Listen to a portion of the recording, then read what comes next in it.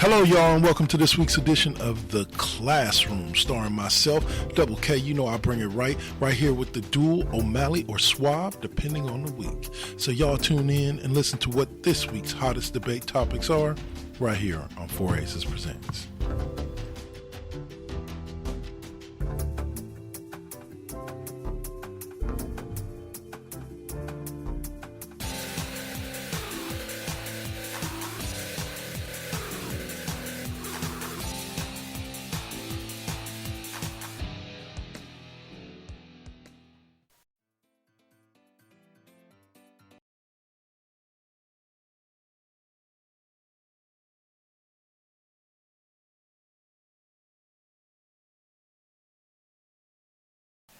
Very, very true. All right, y'all, and we are live. Hey, y'all, how y'all doing? I am the one and only Double K. Y'all didn't know my voice after 10, 11 years, and you should know this woman's voice as well because she's been with us for damn near, 7, 8, 9 years? Something like that. Something like that. Lending her voice to us on West Coast Bias, and here she is to talk some good old basketball and Warriors basketball with me here on The Classroom. What's up, Miss O'Malley? How you doing? I'm good. It's been a while. It feels good to be back. That it does. So, like I said, we gonna kick off with some Warriors basketball. The Warriors started out this season, as everybody knows, one of the hottest teams in the league, easily fighting with Phoenix, and for a smaller period of time on top of Phoenix as the best record in the league. They've now kind of faded back due to some injuries. Klay Thompson didn't come back till midseason. Draymond Green got hurt immediately after Klay Thompson came back, and now that Draymond Green come back, Steph Curry's hurt. You know, there are some conspiracy theorists that might say they're doing a round robin here. Everybody's getting their chance to rest before it come playoff time. I mean, honestly, is that really a conspiracy, though, the way that we know how Steve Kerr likes to rest players? He just usually gets shit when he does it, right? Because you got the fans going, well, I didn't pay for this, and I didn't come all the way here to not get to watch my people. Okay, well, do you want them to win in the championship game, or do you want them playing now? Yeah, exactly. I'd rather them get hurt now, get it out of the way, than when it really matters. Because, I mean, what happened? We broke the record, for wins in a season, and kind of like, gassed everybody who out. was it? Wasn't it like the Patriots or something, or the Giants? It's like it doesn't matter if you go undefeated in the season if you can't win the fucking Super Bowl. Yep. No. That's the knock on that season all the time, which is why, and this is just a quick tangent, which is why I get on LeBron fans so much when they try to tout that victory is a victory over the greatest team of all time. Stop it. No, it wasn't. The only reason why they won was because he got Draymond Green suspended. So exactly. I don't even want to go there with these motherfuckers. You wanted to beat a real team, then let it go. Yeah. Let it go. Play the team. Beat who's in front of you and win the championship. Yeah. Right, yeah. I mean, we see how you fucking up down there in L.A. So, best player of the world, 10 games under 500, huh? Right, but that also shows the difference. Now, granted, I know Steph ain't playing with him, but that shows the difference in sportsmanship and just being a decent human being about the words that Steph has shared about Westbrook during this time versus, freaking anytime LeBron opens his fat trap about it. And it's like, you want to take all the credit when your team wins, but you don't want to take none of the credit when you're struggling. And one of the reasons I think Westbrook is struggling is because, do you really want to go out there and give it your all when your teammates are trying to actively get you traded? Like, I've always said it like this. First and foremost, Westbrook should have never been brought to that team. No matter how bad he wanted to go home, no matter what the conversations were between him and LeBron, LeBron's got a high enough basketball IQ that he should have known that wasn't going to work. like Westbrook style, and the team, what Vogel is trying to do with the team, just don't mix. Well, and who was it? Who was the other big man recently around the trade deadline who was like, I don't want to go there because I'm used to playing a certain amount at a certain level, and if I go there, I win. If I go there, that's not going to be my role. So some people just think, but they know better, right? I give you props for knowing that you don't want a backseat role. Yep. Gotta know where you want to be and what you want to do, and then do what you need to do to achieve that goal. If where you want to be is a starter, then I can see not accepting a bench role. Yeah. Well, and I mean, clearly the only way that LeBron can win in LA was during the bubble season. So, that should have an asterisk next to it anyway. I don't really feel like he got that. I mean, there's a reason why they still gave Magic a ring, even though he wasn't part of that team no more. Like, it just, But. And that's not who we're even here to talk about. We're here to talk about the Warriors, my team, my favorite team. I mean, don't get me wrong. I'll talk shit about freaking LeBron all day long. You know that. But let's talk about these Warriors. Hell yeah! Even though they have fallen off, they still have only fallen off far enough to drop to the 3rd seed. Yeah, we're in the 3rd seed. Like, it's like, oh my God, it's the end of the world. We're not number 1. No. That actually, to me, takes a little bit of the pressure off. Mm-hmm. Now they can just play ball. I'm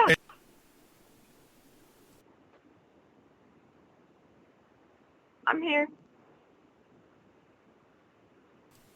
All right. So what I'm saying is that these boys just they don't necessarily, or these Warriors, they're young and they're still learning. But that's the great thing about where they're at right now, is that this team is young and learning. And so you got guys like Jordan Poole who are benefiting greatly.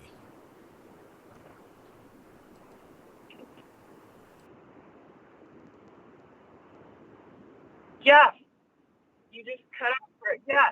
No, for sure. And they're getting opportunities that they wouldn't necessarily be getting, if all our key players were healthy and playing. And being that we're so close to the playoffs, they need this time because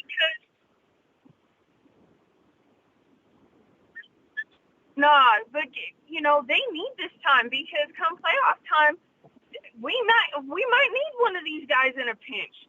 I mean, definitely at least off the bench, and so the more that they get used to playing right now, and the more they develop route, the better it is that means 3rd or 4th place. I don't give a shit. As long as we're not in the play-in game, we're cool.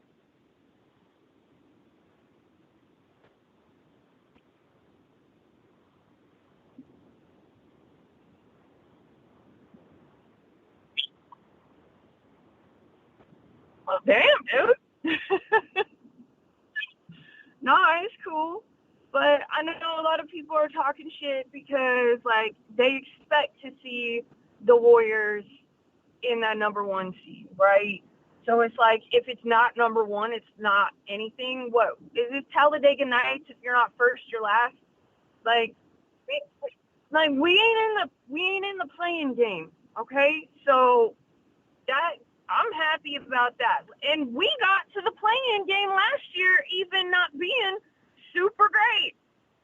So, like, all this shit that people are just talking shit because they're looking for the opportunity to talk shit. I'm like, so, I mean, come on, Grizzlies fans.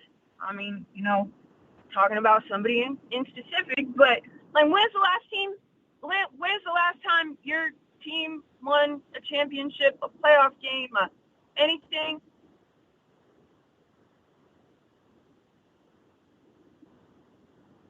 In Phoenix, I ain't really worried about Phoenix yet.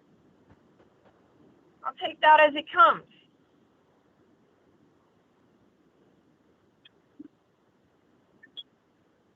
To be 100% honest with you, I don't see Phoenix as a threat. Like, whenever we face Phoenix head to head over the past year or so, like we've taken the victory. So like I don't really see Phoenix as a threat. Yeah, I don't either. And we're again going back to like playoff experience and the team that we are in the playoffs. And we still have a good majority of that team. Like, we are a whole different team. So I'm not scared of some of these teams who barely have any experience where, all this comes in. You can talk shit right now, but as soon as them playoffs start, that starts scratch, period.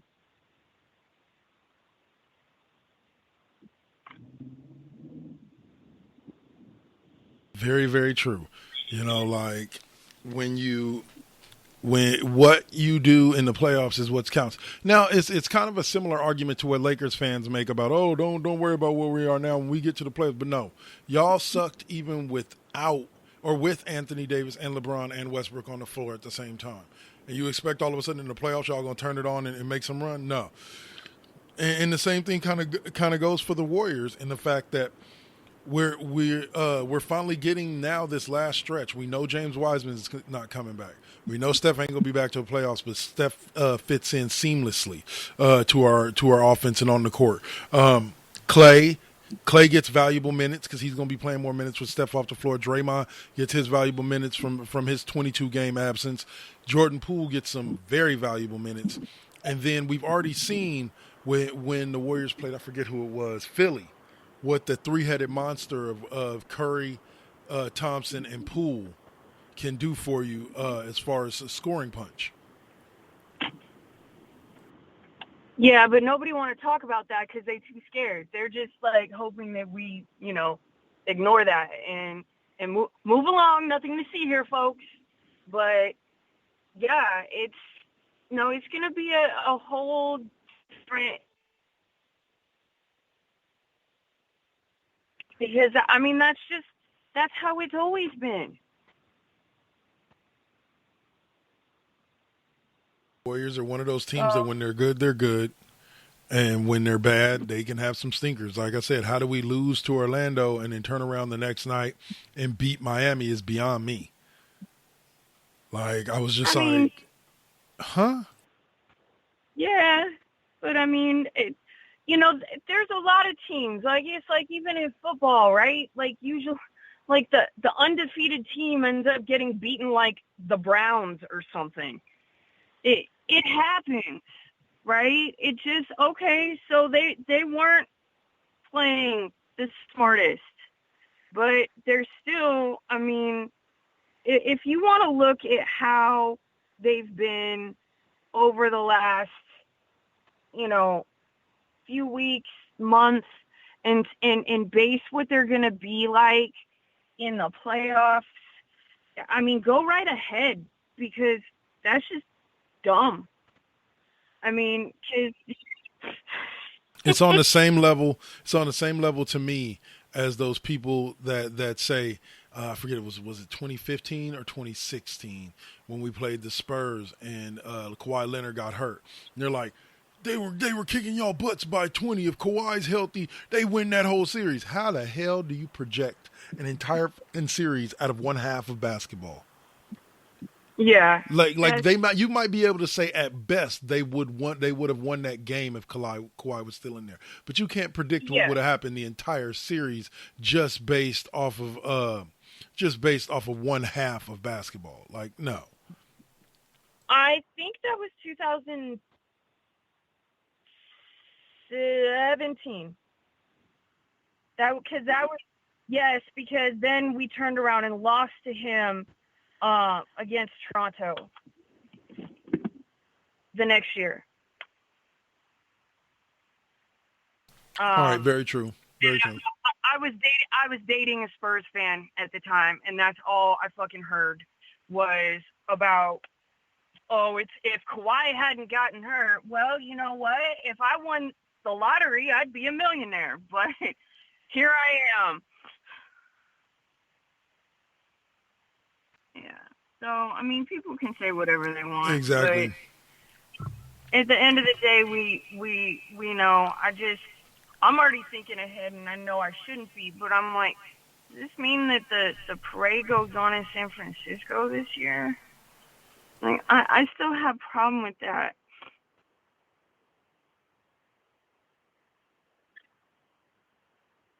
It would take place in San Fran. Sorry.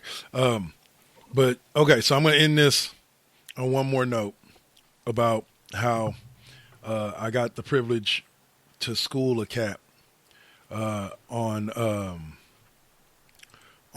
Facebook, of course, in an NBA group I'm in. This kid put up a very cogent and very thoughtful piece about basically if you add the extra 6 years of playing time to Michael Jordan's career, where his numbers would be compared to LeBron James. And this guy's like, oh, well, ifs and pluses and minuses and stuff like that. Yeah, man, you can say that all you want. It don't change nothing. LeBron got more points. I was like, well, actually, if you've ever taken a statistics class in your life, in order to compare two statistical data groups, you kind of got to level them out. You can't take 9 years worth of data and compare it to 13.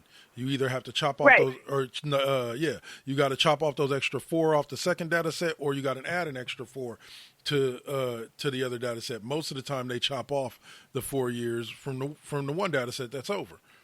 I was like, and then it's a more fair comparison. I was like, so dude's actually right. In order to fairly compare LeBron and MJ's stats, you have to level out their statistics by either adding 6 more to Jordan or taking away 6 from LeBron. I was like, either way works. I was like, but that's just how statistics work. He's right. He's like, yeah, right, whatever. That's just how statistics work. That's just some garbage your Jordan dick writers say. And I was like, no, bro, go and take a statistics class. Like that's how it works. Like I'm not trying to like. But I know it's the same thing that I actually literally had this conversation with somebody yesterday because they were talking about, didn't LeBron just break this and didn't he do this? And I was like, bruh, as far as I'm concerned, his competition with Jordan ended when he hit the same years as Jordan did. Because to me, it matters within the amount. I mean, it's kind of like what they were trying to say about, when Ruth's record was getting beat, right? They were trying to make it has to be because then seasons were longer at that point. All these things. I want to know who did the most in the least amount of time.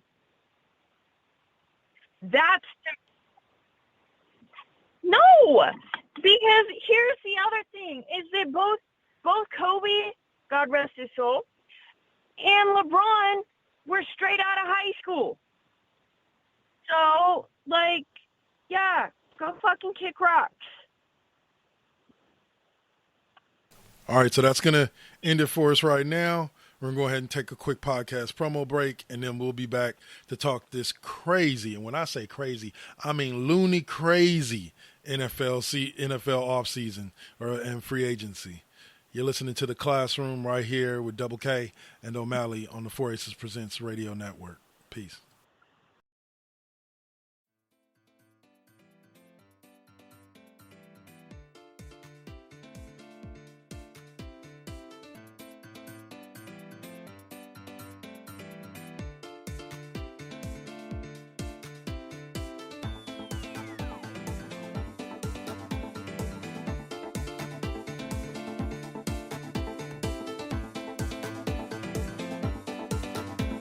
Imagine this. It's Friday night. You're at home wishing you can listen to an amazing playlist of some of your favorite music from the 60s, 70s, 80s, 90s, and 2000s. Pop, rock, whatever.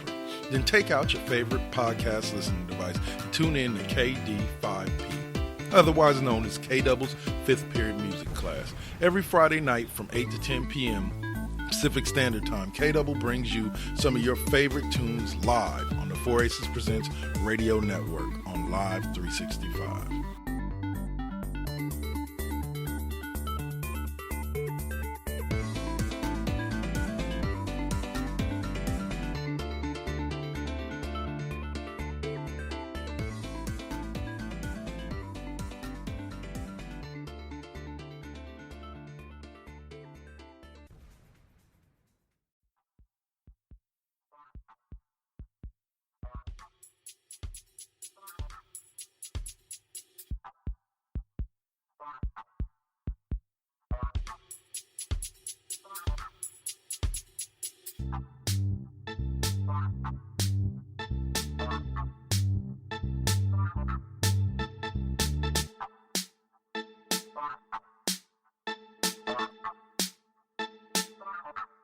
Hey guys and gals, this is Double K Double. What if I told you there was a show where you could listen to two avid fans talk pro wrestling, movies, and comics? Well, there is. And it's called the Cheap Pop Podcast with K Double and Alpha. And it's on every Sunday night at 5 p.m. on the 4 Aces Presents Radio Network, Spreaker.com.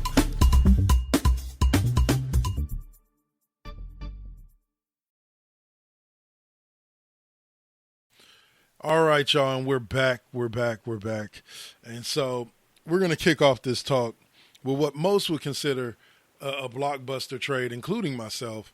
The Packers. Now, see, here's what blew my mind. Is they franchise tagged him. Dude said he wasn't going to play on the franchise tag. So instead of trying to sign him to a big-time contract, they just said, and traded him to the Raiders. But everybody's putting it on him that supposedly he didn't want to be in Green Bay no more. No, he just said, I don't want to play without a contract. Like I'm not paying on no franchise tag. And so he goes to Las Vegas now and he gets his contract. 5 years, $142 million. I think it's like $120 million guaranteed or something like that. But yeah, now something outrageous. Now he no longer has Aaron Rodgers throwing him the football. He now has his old college teammate, his homeboy, his homie, Derek Carr. What are your thoughts on this move? I really hope. Well, I mean, you know how I'm feeling about the Raiders. Still not.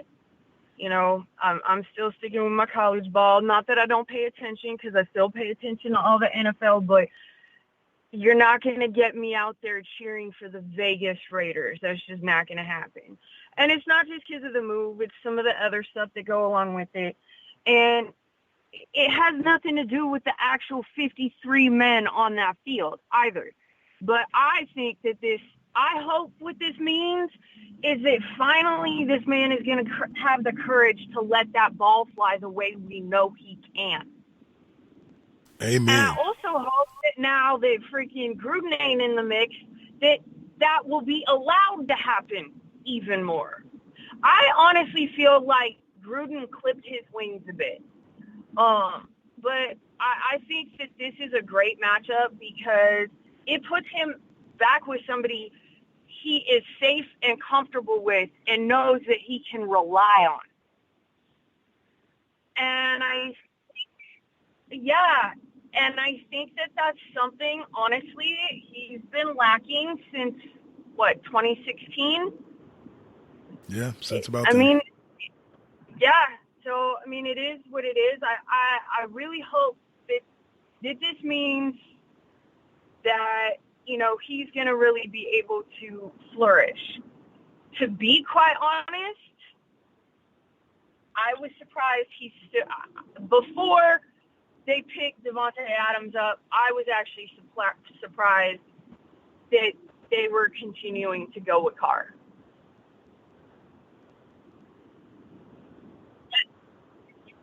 I didn't.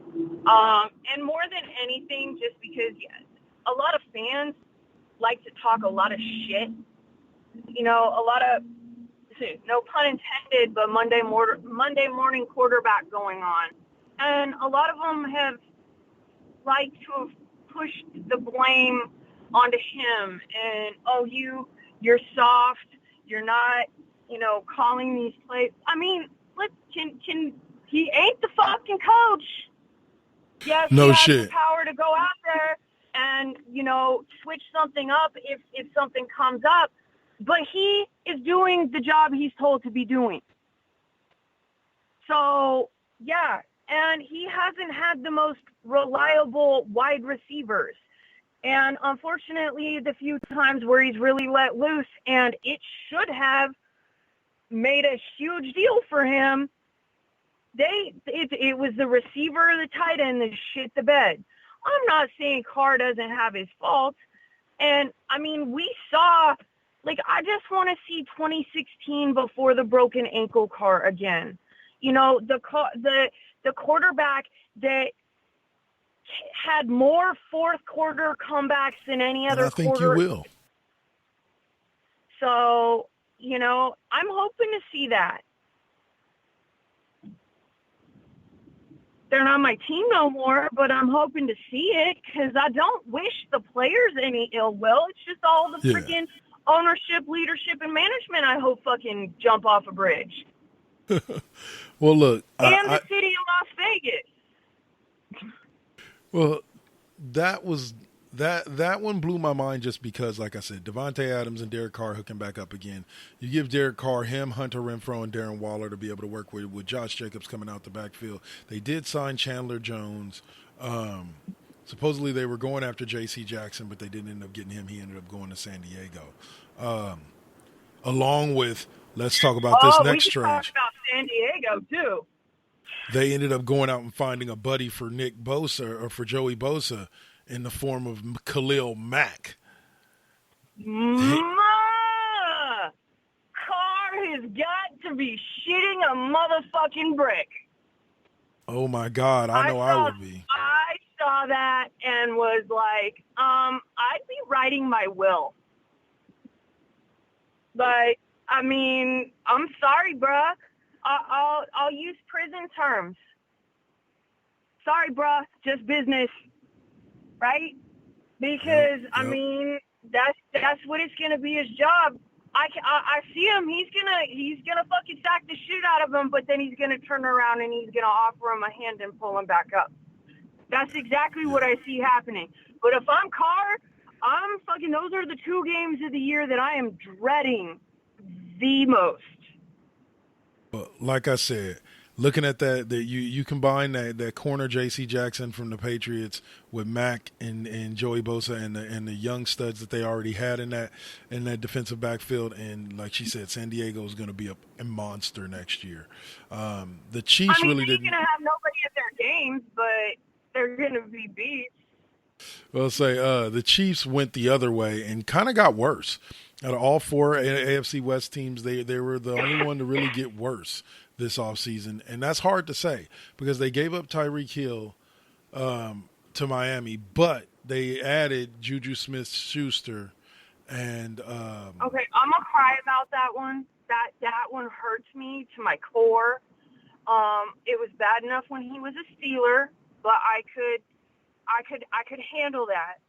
But because that's my Trojan boy, right? Like, yeah, from USC, huh? Like, I can't, Juju, no, like, no. In fact, I think I actually posted that. Like, I'll forever love you, but just like you would never see me in any Steeler, Juju gear, I'll keep it to. They came out with his Trojans,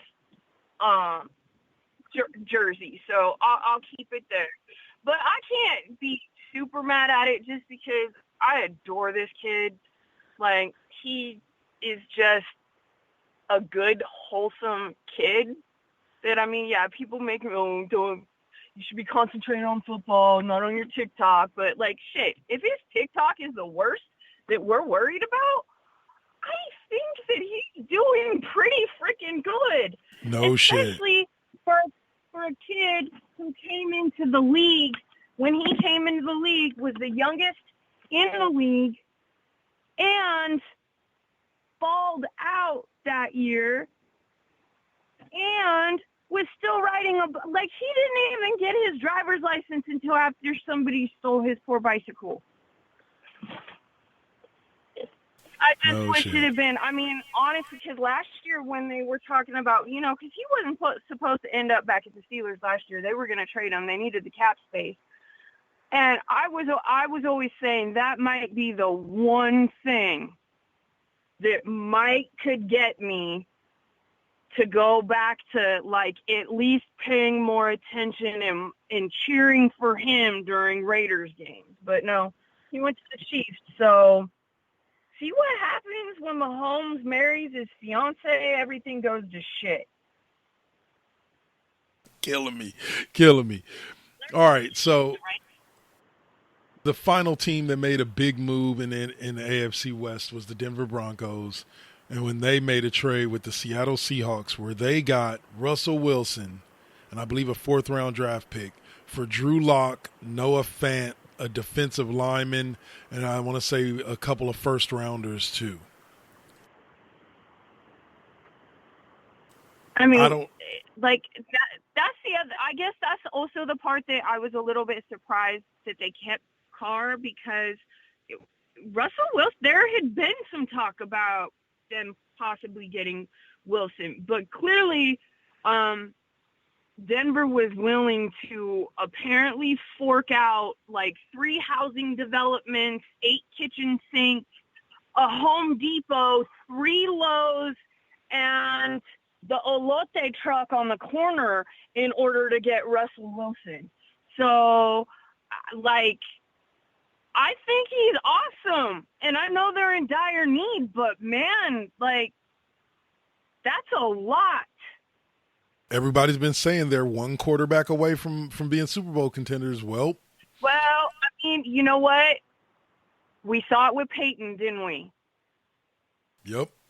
Peyton came there late and won 2 more Super Bowls for him. So, all right. So flipping over now. Why did Brady have to come back? Why? They retired. I bet Giselle got sick of him. I bet she was like, you are insufferable. I thought I wanted you home. I thought we needed you here. But, God, you are a drain of energy. And I really feel bad for the guy who just the night before that paid, like $536,000 for Tom Brady's last game ball. That's what you get. Yeah, the Brady thing threw me off. I'm not gonna lie. Like, I was like, really? This dude's coming back? Like, damn, dude, you just could. Like, I think it either went one or two ways. I think either Giselle was like, all right, nah, this ain't go play. Like, just go play football. Or Tom got home, looked around and went, nah, I think I still got another year or 2 in me. Like if I'm you be looking at, okay, hold on. If you get home and you're looking at your wife who could, even though hasn't worked for years, thanks to your dumbass asshole, but who still could very much be a supermodel. You got, those are other issues.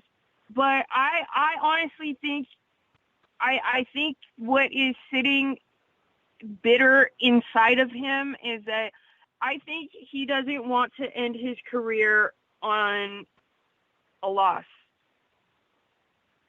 He doesn't, as they say in the old wrestling biz, like, he doesn't want to go out on his back. He right. wants to go out on top like John Elway did. Like, well, Peyton didn't. I think, Peyton retired after Super Bowl too. Yeah, Peyton, he retired in the stadium that day. That was when they were playing Carolina in San Francisco.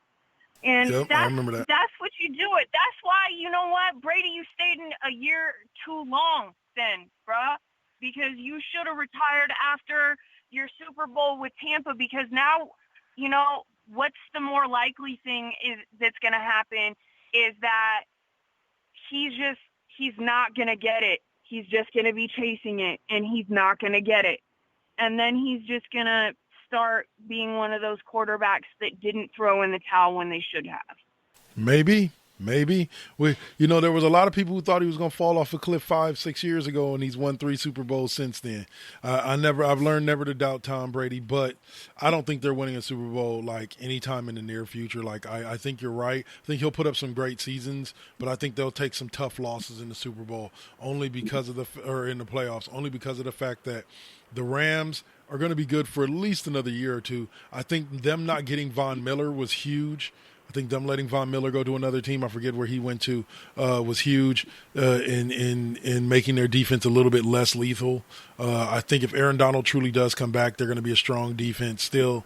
But even within the Rams' own division, it's Seattle took a nosedive, but, well, who knows what the Cardinals are going to be next year if Kyler Murray is even going to be playing for the Cardinals.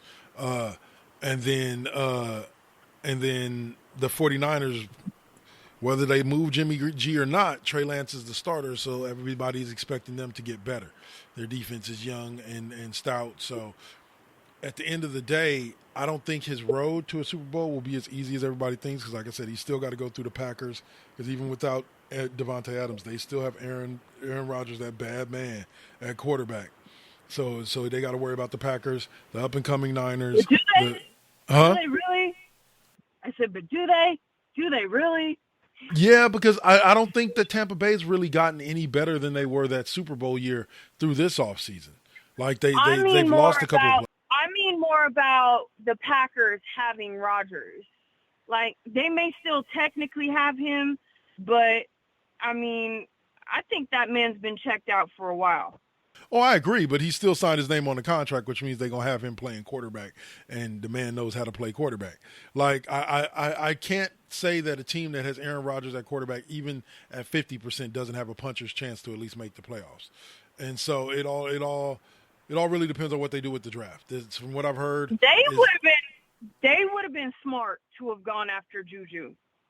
Yeah, very much so. Because they also lost Valdez-Scantling. That's the other one that went to the Chiefs. So, yeah. But the Packers, I think they'll draft well. The one thing I've heard about this draft is that they have 2 first-round picks with the Raiders pick and their pick. And they said this draft is very much like the receiver deep. Like that there's a lot of potentially starter receivers in this draft that should be getting drafted in like even the 3rd and 4th round. So the Packers will have their chances to get themselves a couple of studs that can go out there and catch some balls from Aaron Rodgers. Not one of the greatest human beings in the world, but one of the greatest quarterbacks in the game. Like, yeah, I think we might be seeing him eat some humble pie sooner rather than later too, though. Well, I thought that's what he did last year in Green Bay when San Francisco beat him 13-10. Well, I mean, actually saying, "Hey, I've really had a time to think about things, and I've been kind of an asshole." But I mean, that might be asking for a lot. But with the things that we know that have come out recently, I wouldn't be surprised. At some point, you've got to realize that you're the problem in the situation. Yeah, but not. Sometimes when your ego gets high enough, you never look down far enough to see that you're the problem. And I think his ego's at that level where he never looks down to realize that he's the problem. The only reason why he looks down is to look down on other people. I think he does. Like I said, the whole vaccine thing opened my eyes to who Aaron Rodgers really is. Yeah. Call me judgmental, call me whatever you want. Yeah. I would have felt that way even if I because he was intentionally misleading. I have a problem with that. And you were intentionally misleading for a reason, on purpose, also while putting other people in danger because they were under false impressions, not wearing a mask during the press conferences, knowing you're not vaccinated. I don't care. I still will probably reserve the right to think you're stupid, but you not being vaccinated, whatever, and not believing in it, that's your own thing. But also, your team, just like any other company, has the right and the ability to make their own rules for employment. And yes, you guys have unions and stuff, and I know they've been working on it, but still, the other thing is that these teams and these players forget that, there's a basketball player I'm thinking of in general, that it's not just the team's rules and regulations. If you play in a facility that's owned or within or a business in that city, you have to abide by that city and that entity's rules, that which you're not doing.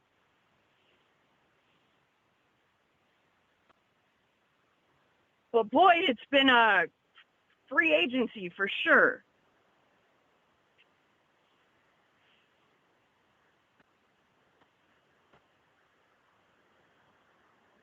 Yeah, and finally, we'll close out with our thoughts on the trade that I don't think anybody saw coming, but I can almost guarantee you Baker Mayfield didn't see coming until he was told about it.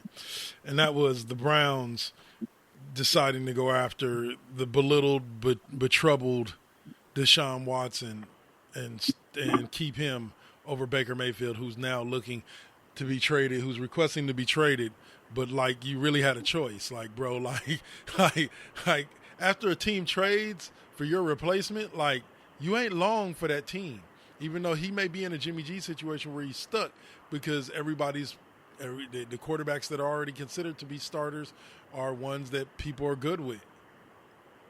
So, what's your thoughts on Deshaun Watson landing with the Browns? Well, I mean, first of all, how bad you got to be that you get traded by the Browns? I mean, because I always feel bad for the players who get drafted by the Browns, right? Because damn, that sucks. You're really because it feels like they're setting you up for failure, right? Right. And so it's you don't always want to be that number one first round pick but on the other hand, so it's first of all, I wouldn't be so disappointed except for what does that say about you as a quarterback that the Browns are trading you and, you were supposed to be their golden boy. Yeah, good luck, dude. It doesn't look good all the way around. Well, here's what's funny, right? Yeah, okay. So check this out, right? So the Browns had the number one pick the year Deshaun Watson was drafted, and they took Baker Mayfield, and they took Baker Mayfield. Deshaun Watson then went later. I remember seeing the memes because that was the year after Deshaun Watson had lost the national title game at Clemson to Alabama. And I remember the things, and it was him sitting there all sad, and it was him knowing that the Cleveland Browns had the number one pick in the NFL draft. And now here we come full circle 5 years later, and Deshaun Watson is about to be a Cleveland Brown by choice. Like by choice, not even drafted, by choice. And the guy that they drafted over him is about to be shipped out to God knows where. Yeah, but in one sense, I think Watson should also be thankful in itself because I'm not sure how many other teams he had out there who were banging down his door. And I'm not even going with, the legal stuff because, I'm not even talking about that. I'm just talking about how long it's been since his kids actually played.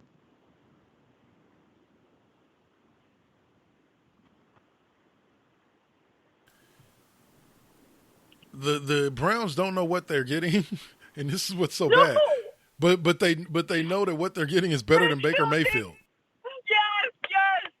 So that is just not. I mean, that's just sad. 50% of Deshaun Watson is better than 100% of Baker Mayfield. Wow. Freaking 25%. It's right. And hear this out. And there is a clause in his contract that may, or not a clause, but the way his contract is structured, Watson, the new contract that he gets, the first year is only structured to pay him $1 million. So that way of base salary. So that way if he gets a $45 million signing bonus. And if he does get suspended, he's only losing $55,000 a game.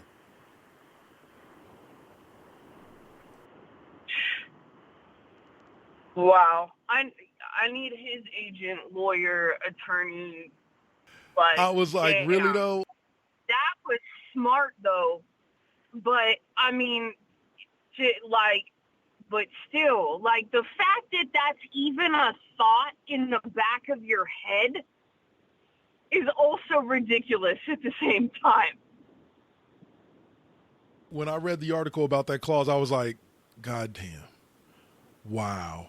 Like you talk about the light of luck shining on somebody that you don't understand how or why. And Deshaun Watson is one of those people. No offense, don't know the man personally, don't know if he's a good person or a bad person. Just know what I've heard about him in the media, and it ain't been good. And and I just don't somehow Lady And Luck it's not is a, sitting on his lap. it's not a, yeah, and it's not a singular person or a singular event either. And I believe civil stuff has already been done. But that also, the analytical brain that I have makes me sit here and wonder, motherfucker, you've done some shit. If you're having your contract written specifically like that, you've done some shit. What you don't know is if you're going to get caught on it. Well, what they were saying was that the reason why they did it is because no matter what happens with the civil suits, even with the grand jury refusing to indict on the criminal charges, no matter what happens with the civil suits, he will be suspended by the NFL just for, image of the shield and blah, blah, blah, blah, blah. So he will be suspended and dock some games next year, regardless of what happens with these suits. Well, and I believe there's already been multiple payouts on the civil side of things. And it doesn't take either one of those happening either for what's come about to violate certain contract league team policies, regardless, at some point, so many people saying the same fucking thing. I mean, it's like, one, what they say about one is happenstance, two is coincidence, three is a pattern, it's just, and it's not like it's just been three either. So, and I am all for innocent until proven guilty, what have you. I'm just saying, it's sketchy at best. Just because of the sheer magnitude of some of the stuff. But hey, like you said, he's just one of those, who he fucked? Exactly. What did he do? Exactly. What did he do in a past life? Who does he have suggestive photos on? He's done something. Because look at Kaepernick. I mean, do I have to go there? It's beyond me. And me as crazy. well. And me as well. But we're going to have to full stop it right there. We will pick this back up again in 3 weeks. I believe Steve has his rotation. Yeah, Suave is back, doing one episode every 3 weeks. We're gonna get him. We're gonna get him on a group episode. Don't worry about that. Soon. All right. I want to say, and we get Suave next week. Then the duel. I'm sure he misses taking all my ideas out of my head. So giving him a little extra time to rob your mind. Yes. And there you go. Then we'll have duel after that, and then we'll be back with OMalley. So plenty of time to come up with more reasons to hate LeBron James. Any last words for him, OMalley? I don't know, but just throwing this out there, because we've done it in the past, maybe some thoughts about a playoff roundtable for, Warriors and shit. I know we've done it in the past. Clearly, we're going to the playoffs, but just something to throw out there, getting all of us back together, maybe even Mr. Saint. Sounds like an idea to me. I'll see what I can. I'll kick some tires and see what I can pull up. All right. Let's see. All right, y'all. So that'll do it for us for this week for the classroom. Like I said, tune in with us next week where we'll be pre-recorded with Suave and then back in 2 weeks live with the duel. So thank you for joining us this week, and thank you, OMalley, for a wonderful time as always. Peace. Bye.